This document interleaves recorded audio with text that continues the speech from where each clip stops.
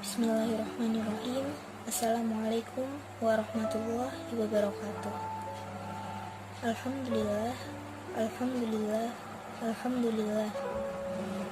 Innal hamdalillah nahmaduhu wa nasta'inuhu wa nastaghfiruh wa na'udzu billahi min syururi anfusina wa min sayyiati a'malina. May yahdihillahu fala mudilla lahu wa may yudlil fala hadiyalah. Asyhadu an la ilaha illallah wahdahu la syarikalah wa asyhadu anna Muhammadan abduhu wa rasuluh. Amma ba'd. Teman-temanku sekalian yang insyaallah dirahmati oleh Allah Subhanahu wa taala, semoga kita semua selalu dalam lindungannya, selalu diberi nikmat kesehatan olehnya, dipanjangkan umurnya, dan semoga kita senantiasa didekatkan dengan hal-hal yang baik. Amin. Kemudian tak henti-hentinya untuk kita mengucapkan rasa syukur kepada Allah Subhanahu wa taala, sebab atas karunia-Nya kita masih diberi sehat, panjang umur hingga detik ini, sehingga kita bisa bertemu dengan Ramadan tahun ini. Semoga kita semua dilancarkan dalam beribadah kepadanya. Amin.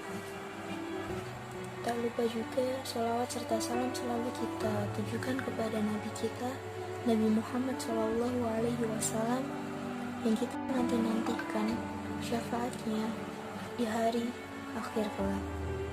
Amin. Pada kesempatan kali ini, saya ingin sedikit berbagi mengenai wajibnya berilmu. Rasulullah SAW bersabda, "Talabul ilmi fardhatun ala kulli muslimin." Artinya, menuntut ilmu itu wajib bagi setiap muslim. Terlebih menuntut ilmu agama. Sebab dengan kita belajar ilmu agama, kita mampu membedakan mana hal-hal yang halal dan mana hal yang haram. Lalu bagaimana dengan menuntut ilmu-ilmu yang lain? Tidak masalah selama ilmu itu bermanfaat. Namun kenapa kemudian saya mau mengatakan lebih keras tentang ilmu agama? Karena di negara kita sendiri pun mempelajari ilmu agama masih di nomor 2-kan. Banyak dari kita yang mengatakan kita harus 50-50 loh dalam mempelajari agama dan mempelajari ilmu yang lain. Saya katakan bohong. Banyak dari kita yang masih belum mengerjakan hal tersebut.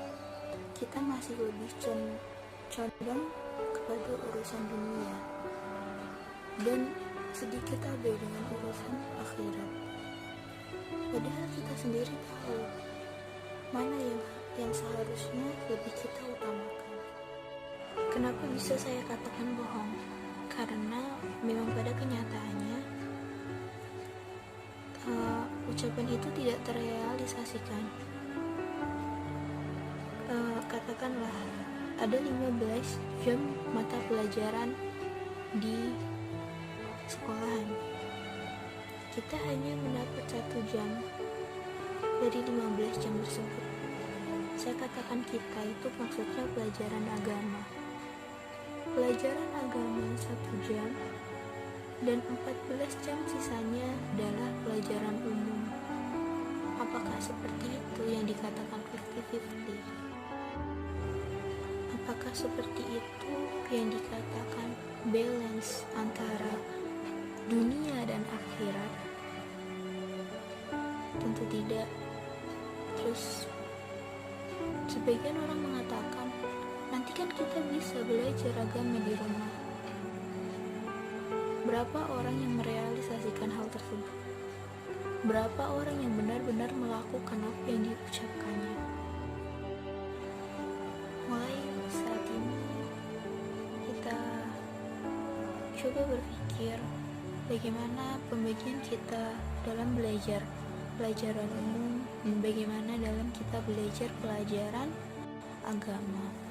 Bagaimana kita mendalami pelajaran umum kita dan bagaimana kita mendalami ilmu agama yang seharusnya lebih kita tekankan, sebab itu yang akan kita bawa ketika meninggal nanti.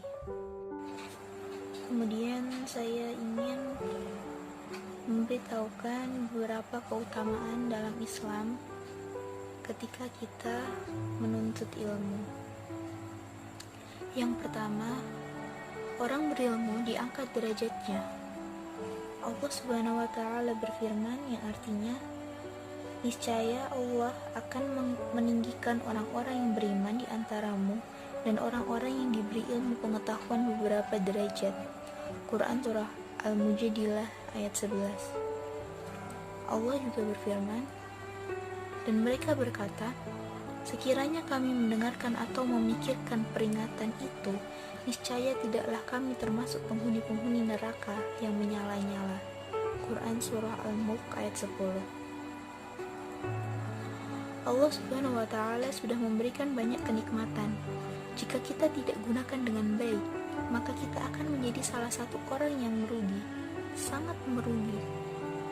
Dengan kita tidak belajar ilmu agama, kita termasuk salah seorang yang sangat amat merugi. Kemudian yang kedua, orang berilmu takut kepada Allah Subhanahu wa Ta'ala. Itu pasti. Disebutkan dalam surat Fatir ayat 28.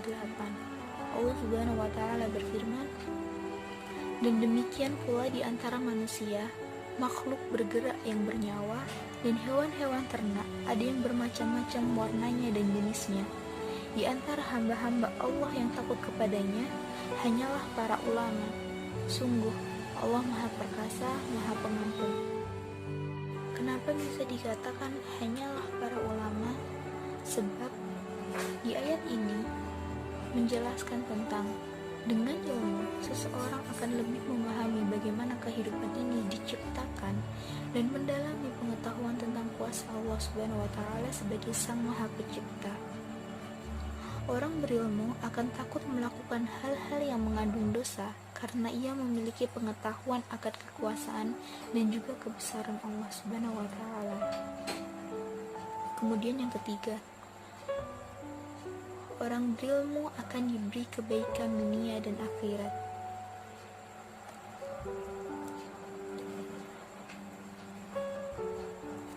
Surat Al-Baqarah ayat 269, Allah Subhanahu wa Ta'ala berfirman, Allah menganugerahkan al-hikmah atau kefahaman yang dalam tentang Al-Quran dan As-Sunnah kepada siapa yang dikehendakinya. Dan barang siapa yang dianugerahi hikmah, ia benar-benar telah dianugerahi karunia yang banyak. Dan hanya orang-orang yang berakal lah yang dapat mengambil pelajaran dari firman Allah. Artinya apa? Pun orang-orang yang sudah mengetahui firman Allah tetapi tidak mau mengamalkannya, berarti dia termasuk orang-orang yang merugi. Dia tidak termasuk orang-orang yang dimudahkan dalam urusan dunia dan akhiratnya. Beda dengan orang-orang yang mau mendalami firman Allah, berarti dia berusaha mendekatkan diri kepada Allah, berusaha mendalami apapun yang apapun yang bisa membuat dirinya selalu lebih baik, lebih taat, dan lebih cinta kepada Allah. Kemudian nomor 4, orang berilmu dimudahkan jalannya ke surga. Dalam sebuah hadis, Rasulullah Shallallahu Alaihi Wasallam bersabda,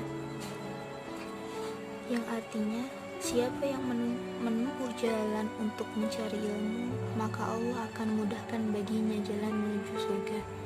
Hadis riwayat Muslim nomor 200. 2699. Kemudian yang kelima, orang berilmu memiliki pahala yang kekal. Ilmu akan kekal dan bermanfaat bagi pemiliknya walaupun ia telah meninggal. Contohnya seperti ini. Kita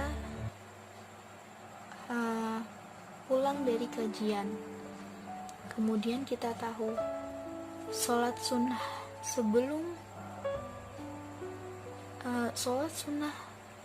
tahiyatul masjid sebelum kita melaksanakan sholat fardu, itu pahalanya sangat banyak, pahalanya sangat tinggi. Terus kita membagi ilmu itu kepada orang lain, dan orang lain tersebut melaksanakannya. Dan ketika orang lain itu melaksanakannya, pahala itu mengalir untuk kita yang mau berbagi ilmunya. Ketika kita sudah meninggal pun dan orang tersebut masih melaksanakan hal baik tersebut, pahalanya akan terus mengalir kepada kita. Masya Allah. Cukup dari saya. Semoga ada beberapa hal yang bisa diambil untuk dijadikan pelajaran. Mohon maaf bila masih banyak kesalahan dalam penyampaian. Akhirul kalam, wabillahi taufiq wal hidayah. Wassalamualaikum warahmatullahi wabarakatuh.